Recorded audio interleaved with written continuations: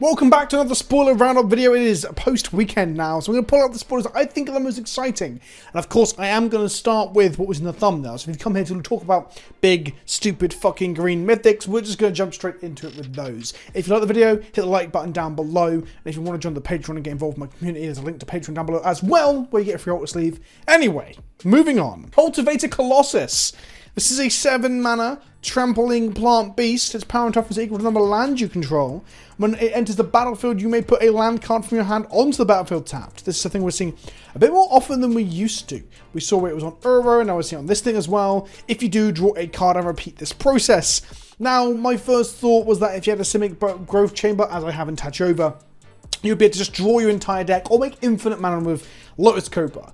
That was my first thought upon reading this. However, I've been informed, and you can see that how this works, is that this is one entire self-contained trigger. So if you were to put a bounce land in off of this, and then look to repeat the process, the bounce land trigger will go on the stack, and it will resolve once we finish resolving this. Same with Lotus Cobra mana, same with the card draw from Tachova. So, whilst I probably will try this in Tachova, as you can Green Sun Zenith into this, or you can Natural Order into this, or you can Finale into this, I don't know how strong it actually is, because you can't really abuse the trigger as such. However, a 7-mana huge creature, usually going to be a 7/7 with evasion built in, that draws you a card and puts a land into play. It's very, very green, and it's just pretty strong and pretty powerful. I'm not going to say... how do I word this? I think green gets the best shit at like mid to high mana cost, and some of the lower stuff too, let's be real. Green is often the most pushed. That's why I've had so many ridiculous green cards recently. And when you add blue to the mix, they're normally busted as fuck. This isn't busted. Like, this isn't going to break open any formats. This is a card that someone might groan a little bit about in EDH, and someone's going to demand a ban of it, because that's what happens with the Commander. But what I'm getting at is, when you need a 7 mana in green, in Commander, in medium to high level, like, Commander games, this is nothing, right? Green is going to win off something anywhere, whether it be a Zendikar Resurgent waiting to untap, whether it be this, whether it be 1 more mana for a Crater Hoof. Even like an Avenger with a good number of lands in play is, no, I'd say this is probably better than Avenger in EDH, not in Cube or 1v1 and stuff. But my point is, at 7 mana, green's going to do green things anyway, so I'm not saying it's broken. And then the other big green mythic I'm quite enamored with is this Cemetery Prowler. Loving the art, loving the theme. It's a wolf defending a cemetery. And what does it say? Well, it's a Vigilant 3/4, so it's already got a good body, but the end is green, right, to get all the best bodies. When it enters the battlefield or attacks, exile a card from a graveyard. Spells you cast cost 1 less to cast for each card type that share a card exiled with Cemetery Prowler. So if you exile an artifact creature, all your creatures and all your artifacts now cost 1 less. That is bonkers good for green to get. Green is the ramp color, so getting cost reduction in green is very strong. If you was exile a artifact, you now have just eggs going off, right? If all your eggs are 1 mana sort of thing, your spheres and your eggs that you're going to crack to draw cards, 70 Prowler makes them cost less. Now, there are other better artifact cost reducers in the game, but Cemetery Prowler can double up and reduce the cost of other things as well. In a pinch, you can get planeswalkers with it or creatures with it. The interesting thing is it one attacks or enters the battlefield as well. I'm going to come back to that in just a moment. But the other really weird thing about this as a green mythic is that it gets to reduce the cost of sorceries and instants, which is just a thing that I don't think green should get to do. There's been a problem with green in the colour pie for the longest time that does everything, and does everything better than most colours, with blue perhaps being the only thing that has, like, interacting with the stack. Oh, no, fuck that. Green gets that as well with Veil of Summer and shit, right?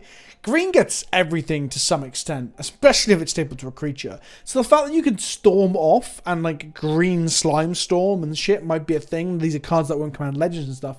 Cemetery Prowler allowing you to enable Storm. This could be a Storm enabler in Cube, for fuck's sake. In green, what is going on? And then I began to compare this to the other white mythic, which was Savior of Big Bollocks, which I thought was a pretty good card. I'm going to talk about this card again for a second. I think the Savior is very, very good in what it does. It has a really powerful effect, but you have to jump through fucking hoops to get it. You need to train to exile something, so you have to trigger its attack. You have to attack with another creature with a bigger power and toughness than it, which isn't impossible, but it's still a hoop to jump through. Then you've got to have something in the yard if you want to abuse the reanimator effect, which is very powerful. Then you've got to either flicker this, or remove it, or sacrifice it. So there's like 3 hoops to go through before it does anything. Where Cemetery Prowler gives you immediate value, well, literally immediately, right? Now, this is actually the card that Cemetery Prowler should be compared to. I thought it was going to be a mythic 3-drop creature in each color. No, there's actually going to be 2 mythic creatures in white this set that are both of a reasonably low mana cost, not a stupid fucking angel. So we have Cemetery Prowler in green, then we have Cemetery Protector in white, which might suggest that we have a full cycle in each color. Although green and white are kind of the anti-cemetery, anti-evil vampire monster demon zombie stuff, so maybe it's only white and green that get a Cemetery Protector, Cemetery Prowler on a card. This is a 4-mana flash creature.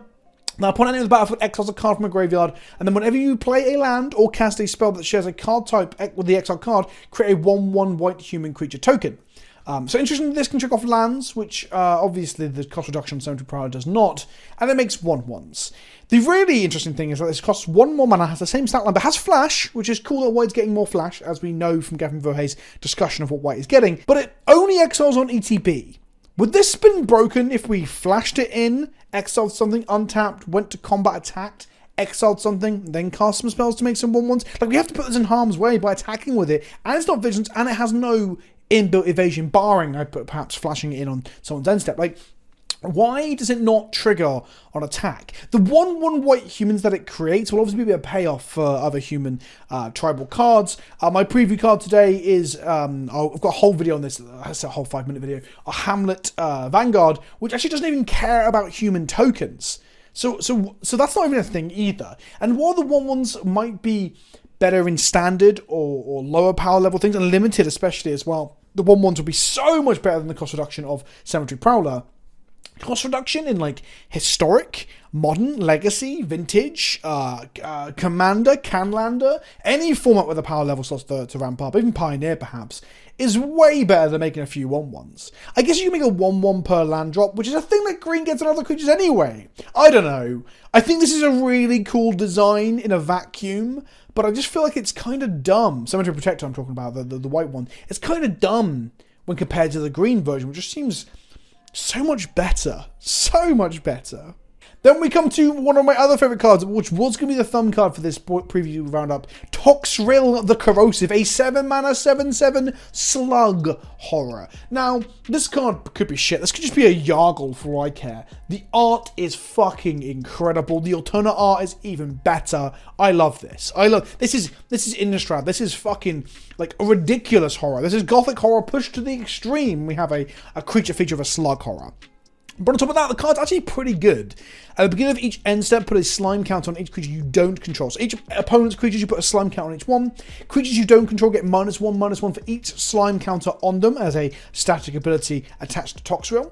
And then, whenever a creature you don't control with a slime count on it dies, create a 1/1 black slug creature token. It melts things down and creates slimy slug tokens for yourself. And then blue-black to activate, sacrifice a slug, draw a card. So this guy generates more bodies, kills everything slowly but surely, and it is really slow, kind of like how a slug would be, so it's really on theme. And then give it a blue-black activated ability so that you can play it as a blue-black commander, right? I think I'm going to build this. Like, is this better than Elishnorn? Probably not. Is it better than Massacre Worm? Probably not. But as a blue-black commander with all this attached and some incredible art and theme and flavour, I fucking love this card. Next up, we've got the other end of the scale. Instead of a big splashy mythic, we've got a moderately okay rare. I say this, I think this card is deceptively one of the best cards that's been previewed so far. Torrens, Fist of the Angels, 3 mana, 2/2, human cleric, has training, so if it attacks with a creature with a higher power toughness than itself, it gets a +1/+1 counter. But whenever you cast a creature spell, create a 1/1 green and white human soldier creature token with training. That's it. No hoops. No, it has to be the 5th Sunday. No. It's because it's green, right? If this is a white card, they'd have to really pull back on that. Look, Hero Precinct 6 and all that sort of stuff, Monetary Mental, all these cards have been very good either in standard or other formats, right? Creating consistent creatures is strong. And I know I've just criticized the 4-mana flash version of this in many ways.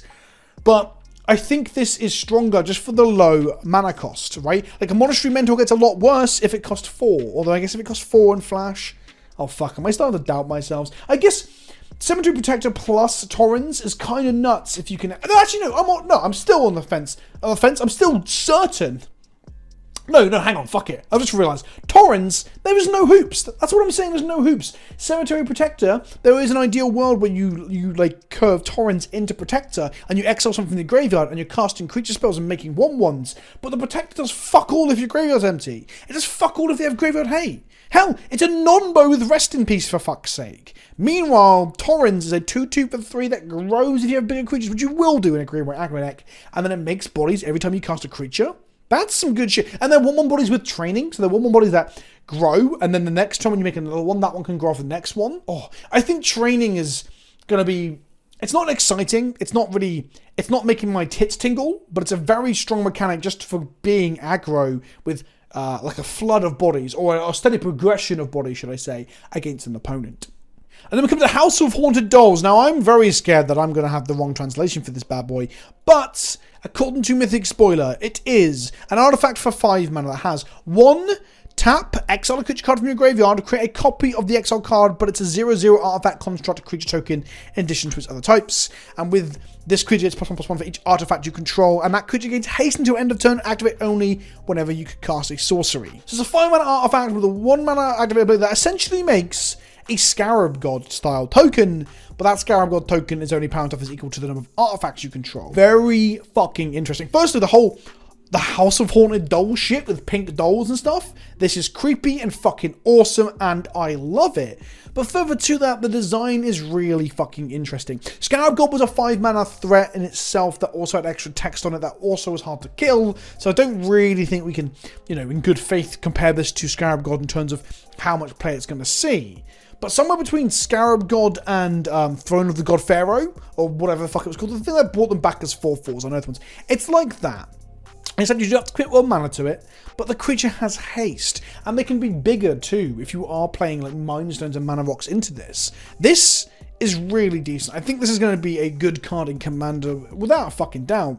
But it's actually... Well, bear in mind it's your graveyard, not opponents. But it's actually maybe part of some sort of archetype we haven't seen yet in... Standard or Historic, and holy shit, I've just realised that's an eye in the window. Those dolls are in an actual doll's house. Fuck, this is awesome.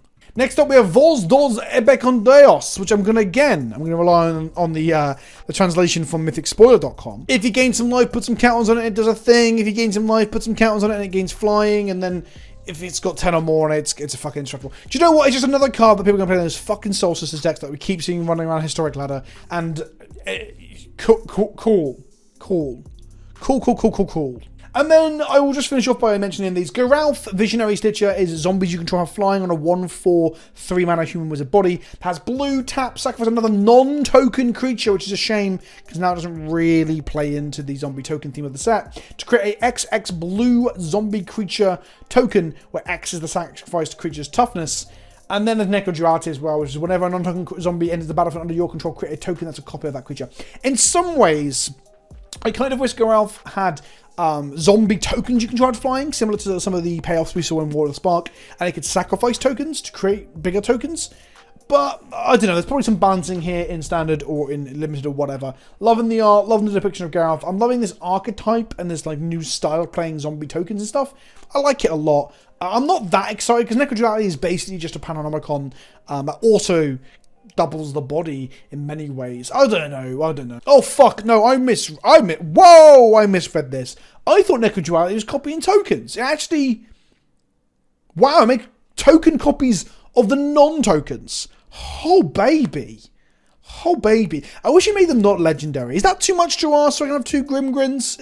Is that me being a bit... I don't know. I like this new style and approach to zombies, and I like that a lot of the tech is being put into the blue part of zombies, like color identity instead of the black. I probably won't end up building it or anything because I'm too much on the slug hype train, but it's a cool addition to the game nonetheless. And that's my roundup for today. For the cool shit from over the weekend, there will be another roundup later in the week, hopefully, if I have time. Although I'm going to start traveling for Warhammer Magic events soon. If you enjoyed the video, smash that like button. Don't forget to ring my fucking bell. And I'll see you all soon. Ta-ta for now.